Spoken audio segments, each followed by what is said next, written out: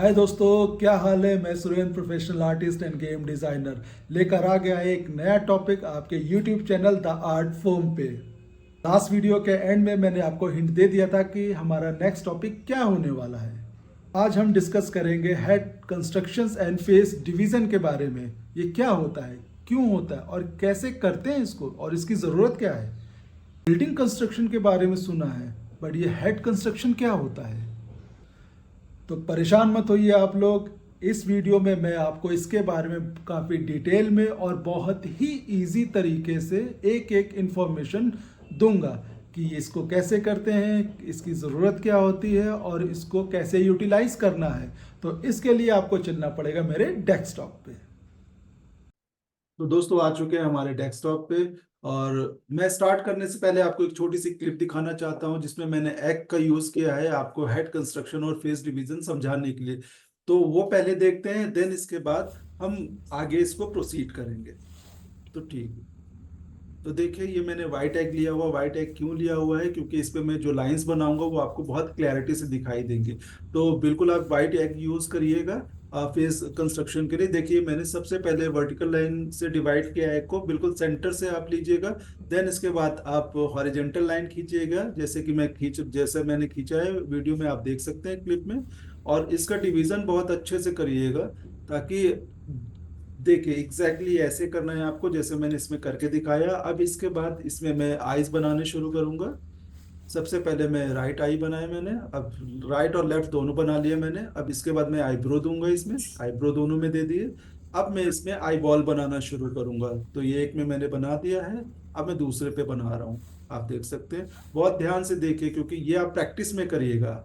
और इसके बाद आपको नोज कहाँ पे करना है? बिल्कुल सेंटर पॉइंट पे देना, जहाँ पे दोनों लाइन एक दूसरे को कट कर रही हैं। ठीक है, थोड़ा ऊपर रहेगा, थोड़ा नीचे रहेगा।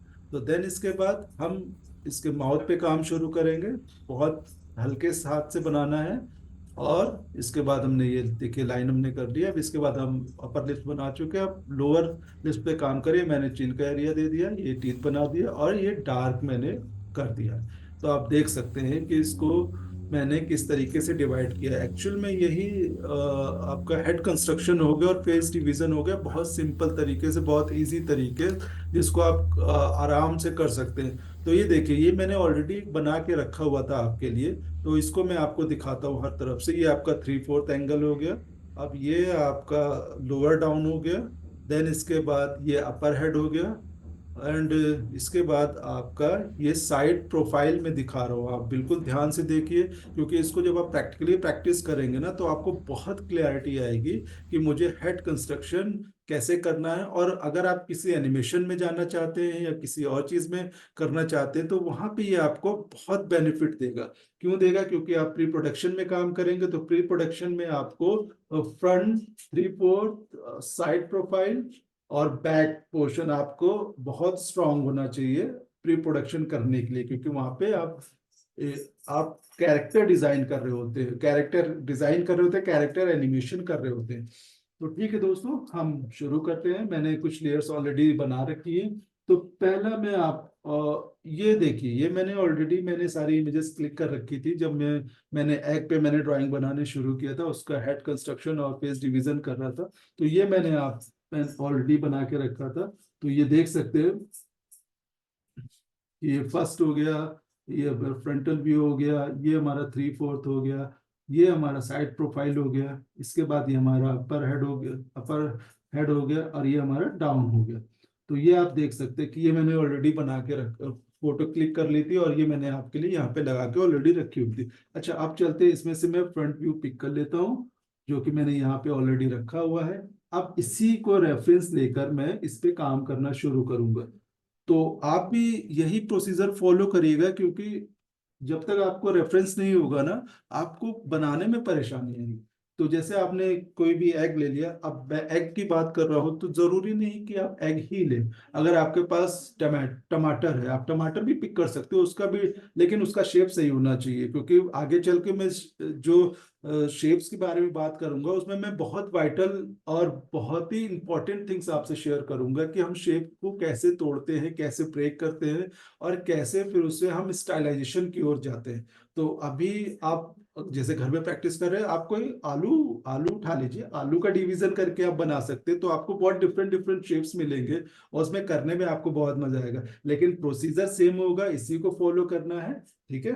तो इसको, इस इमेज को रेफरेंस लेकर मैं ड्राइंग करना शुरू करता हूँ। ध्यान से देखिएगा, क्योंकि अगर आपने मिस कर दिया तो आपको फिर से वीडियो देखना पड़ेगा। मैं तो चाहता हूँ आप बार बार वीडियो देखो, क्यों तो उससे आपको और क्लैरिटी आएगी। स्पेशली मैं स्टूडेंट से बोलूंगा जो जो इस एरिया में जाके अपना करियर बनाना चाहते हैं और सीरियसली वो इस चीज में इन्वॉल्व होना चाहते हैं, तो बिल्कुल इसको ध्यान से देखिए। आप बहुत सारी चीजें सीखेंगे करते करते, क्योंकि आर्ट ऐसी चीज है जो बताने से कम और देखने से ज्यादा आती है।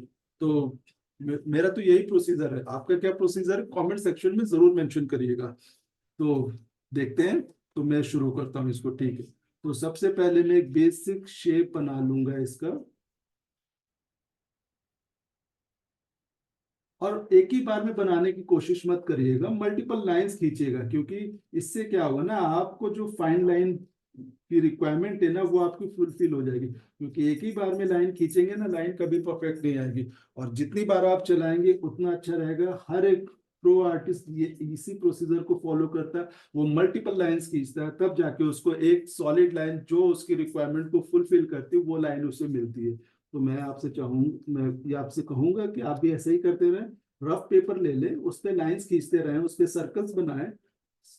सर्कल्स बनाएं और प्रैक्टिस करते रहें जब तक फाइन लाइन ना मिल जाए। अभी मैं फटाफट बहुत ही रफली मैं इसको बना रहा हूँ, ताकि आपको मैं बस एक रेफरेंस बताना चाह रहा हूँ कि जो मैं आपको बताना चाहता हूँ आपको करना है कैसे।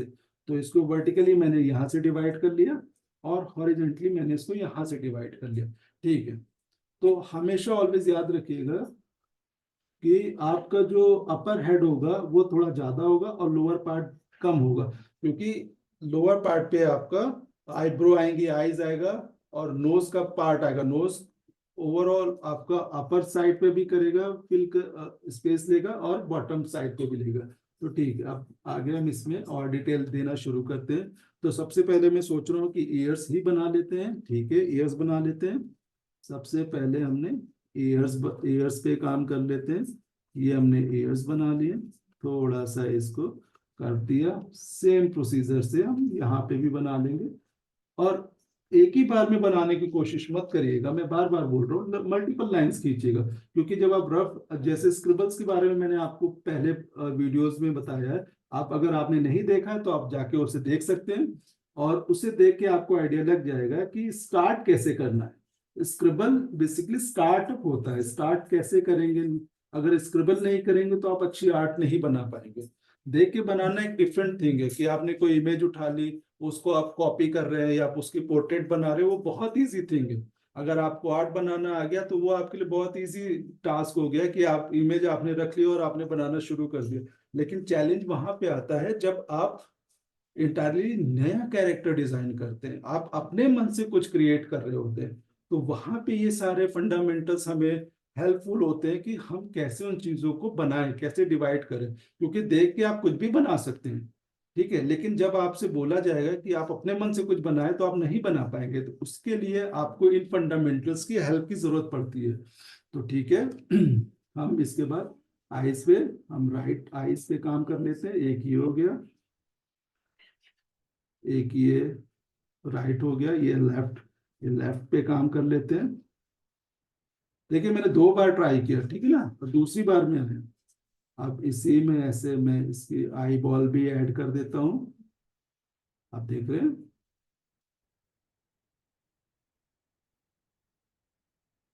आईब्रो भी, इसकी आईब्रो बना देता हूँ।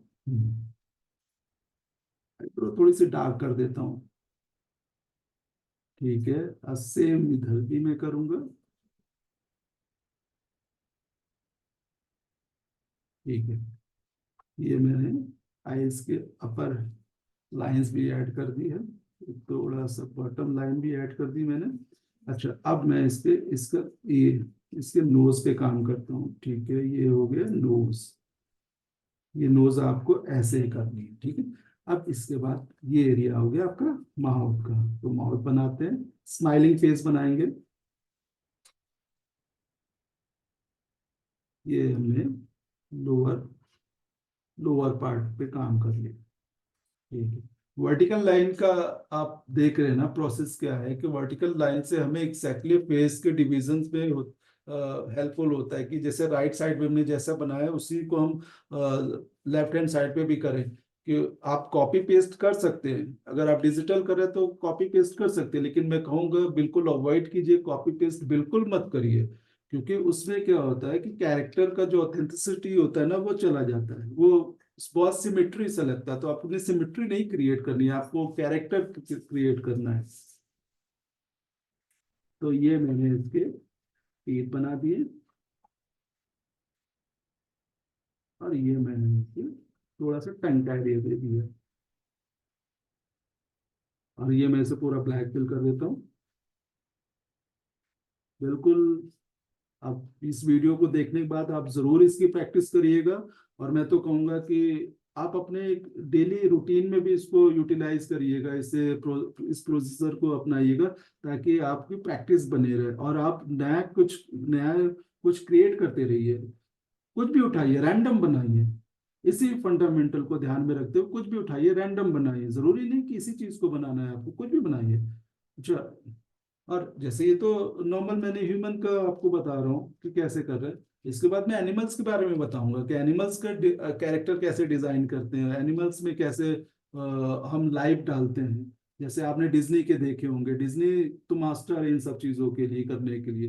तो लेकिन आप कैसे बनाएंगे उसको, ये सारी चीजें मैं बताऊंगा धीरे धीरे करके, क्योंकि ये प्रोसीजर ऐसा है कि ये एक दिन में आपको नहीं आएगा। ये आप जब बराबर प्रैक्टिस करेंगे, डेली प्रैक्टिस करेंगे, तब ये जाके आपकी ग्रिप में आएगा।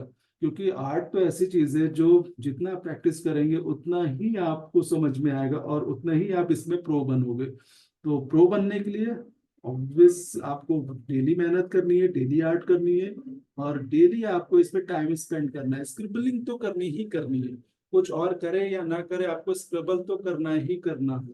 कुछ भी रैंडम फेसेस बनाने ही बनाने हैं आपको।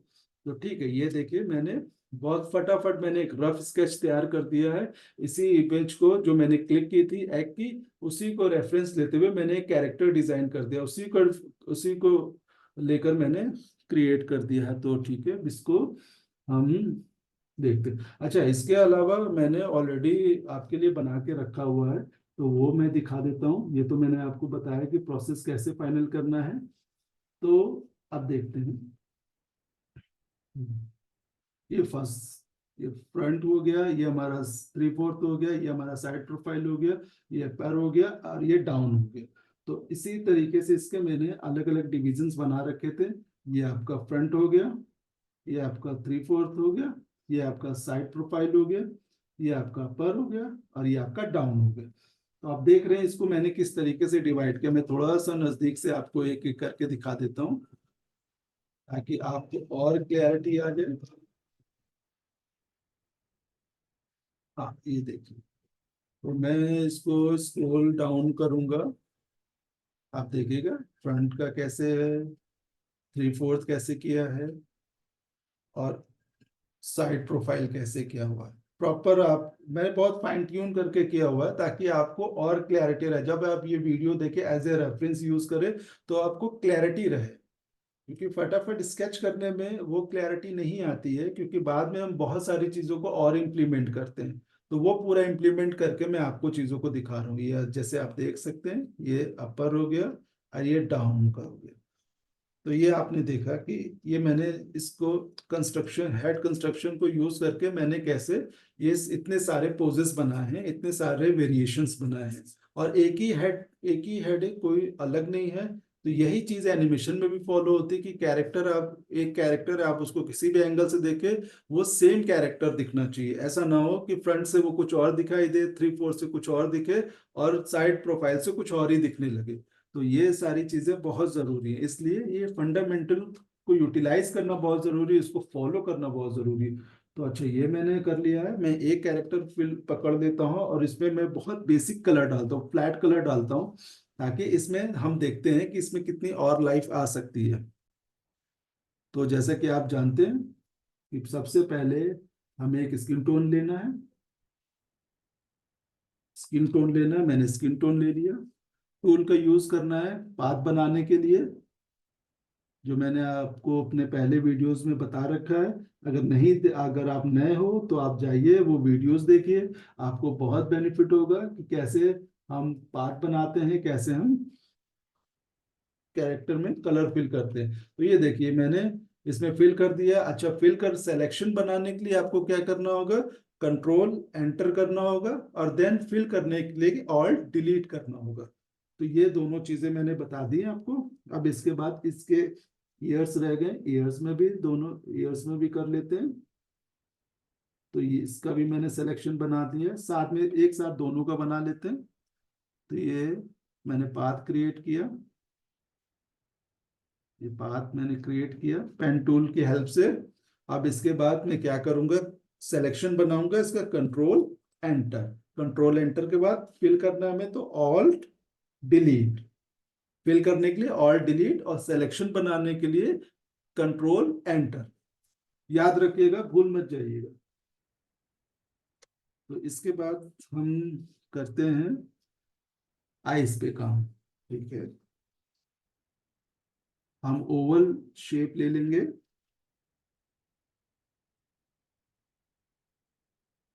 सेम, कंट्रोल एंटर और डिलीट।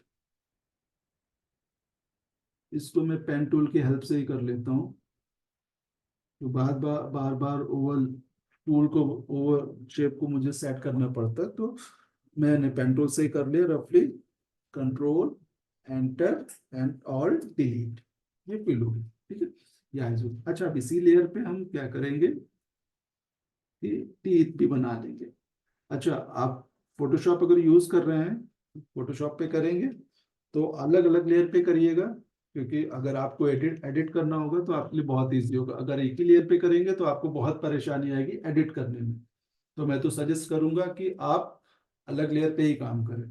तो अच्छा, अब मैं एक फेदर ब्रश यूज करूंगा, बेसिकली उसके एयर ब्रश कहते हैं, वो यूज करूंगा। और उसके पहले कलर करने से पहले आपको पिक्सल लॉक कर लेना है। पिक्सल लॉक करने से बेनिफिट क्या होता है कि आप ब्रश चाहे जैसे भी चलाएंगे, आपका जो पोर्शन, जितने पोर्शन में आपको कलर करना है उसके बाहर वो नहीं जाएगा। तो इन सब चीजों का बहुत ध्यान देना है।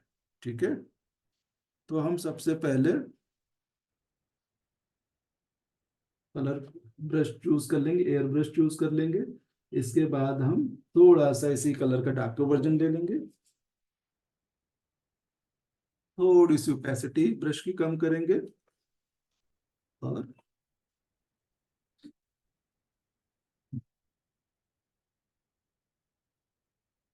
थोड़ी सी और ओपेसिटी कम कर देंगे, क्योंकि काफी डार्क आ रहा है। हमें तो अभी लाइट करना है, तो पहले थोड़ा लाइट करिए, फिर धीरे धीरे डार्क की ओर जाइए। एकदम से डार्क मत करिए, क्योंकि फिर हैंडल करना मुश्किल हो जाता है। तो बॉटम एरिया पे भी थोड़ा सा, आइज के बॉटम एरिया पे भी दे देंगे, थोड़ा सा डेप्थ आ जाएगा। थोड़ा सा यहाँ पे भी दे देते हैं, स्माइलिंग स्माइल पे भी दे देते हैं। ईयर्स के अंदर का एरिया डार्क होता है, आपको पता ही है, तो हम थोड़ा इसमें और डार्क करेंगे, अभी थोड़ा सा और डार्क करेंगे। इसके बाद नोज में भी थोड़ा सा हम डिटेल, थोड़ा सा डार्क दे देंगे। और यहाँ पे जो यहाँ पे भी थोड़ा सा डार्क दे देंगे। तो ठीक, ऑलमोस्ट हमने बहुत बेसिक कलर फिल कर लिए है। देखिए, बेसिक कलर अगर आप सही टोन में यूज करके फिल कर रहे हैं तो फ्लैट कलर में भी आपको लाइफ आ जाएगी, आपका डेप्थ क्रिएट हो जाएगा, जो हम काफी डिटेल डालने के बाद लेते हैं। लेकिन अगर आप सही टोन यूज कर रहे हैं तो आपके फ्लैट कलर में ही डेप्थ आनी शुरू हो जाएगी। ठीक है, इसके बाद इधर भी हम सिलेक्शन बना लेते हैं। ठीक है, ये भी सिलेक्शन बन गया हमारा। अब इसमें हम डार्क टोन डाल देते हैं। परफेक्ट, तो ये हमारा थोड़ा सा डार्क हो गया। अच्छा, अब इसी डार्क टोन को हम थोड़ा सा बॉटम एरिया में भी यूज कर लेंगे, क्योंकि नॉर्मली हमारे बॉटम एरिया पे ज्यादा डार्किश टोन ज्यादा रहता है, तो हम उसी को फॉलो कर लेते हैं थोड़ा सा। ठीक है, यहाँ पे भी हल्का सा डाल देते हैं। अब इसी को थोड़ा सा और लाइट देने के लिए हम इस थोड़ा सा हाईलाइट कलर भी यूज करेंगे।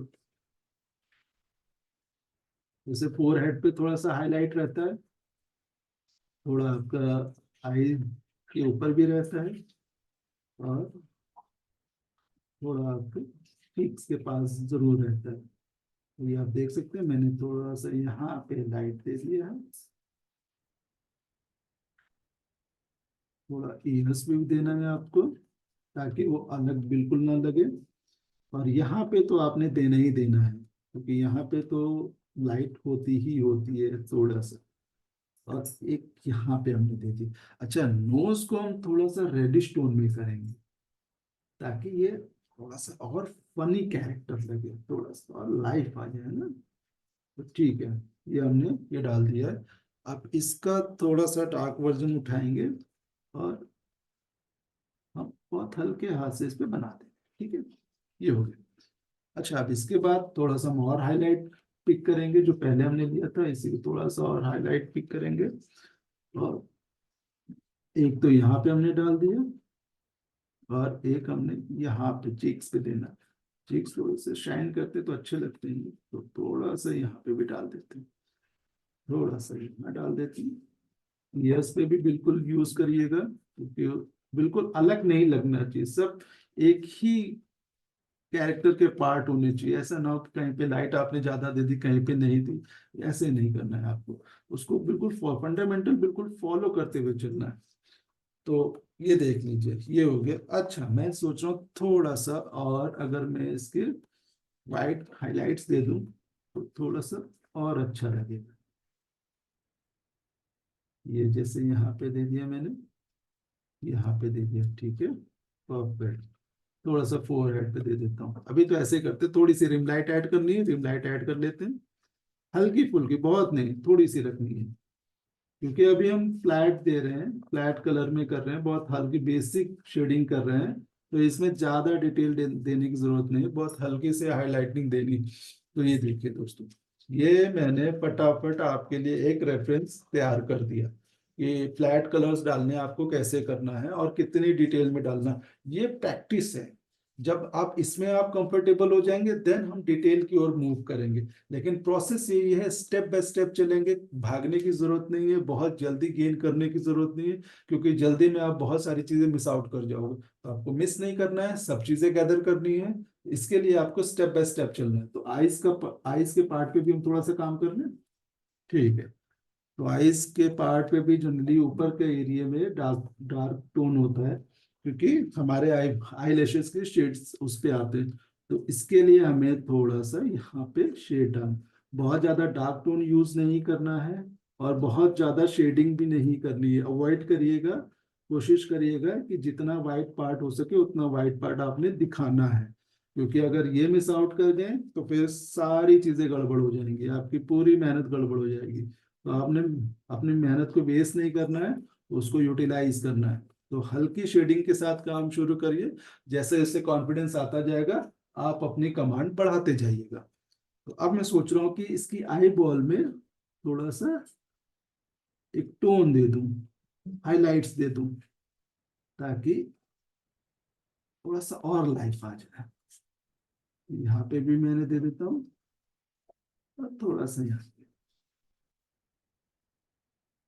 तो दोस्तों ये रेडी हो गया है आपके लिए, आप देख सकते हैं। इसको मैं आपको थोड़ा और नजदीक से दिखा देता हूँ, पूरी स्क्रीन पे दिखा देता हूँ। तो देखिए, बहुत बेसिक शेप के साथ मैंने काम किया।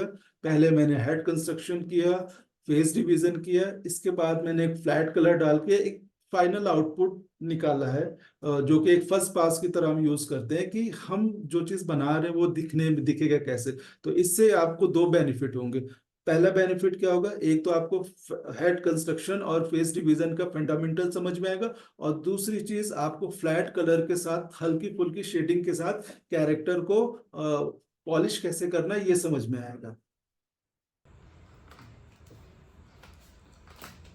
तो दोस्तों, ये था हमारा आज का topic, head construction and face division के बारे में। आई होप ये वीडियो आपको पसंद आया होगा, और यदि पसंद आया है तो प्लीज़ लाइक कीजिए, कमेंट कीजिए एंड सब्सक्राइब कीजिए। आपके कमेंट मेरे लिए बहुत वैल्यूबल है, तो प्लीज़ कमेंट कीजिए, अपने फीडबैक दीजिए, ताकि मैं और अच्छे वीडियोज़ आपके लिए बना सकूँ। मिलते हैं नेक्स्ट वीडियो में।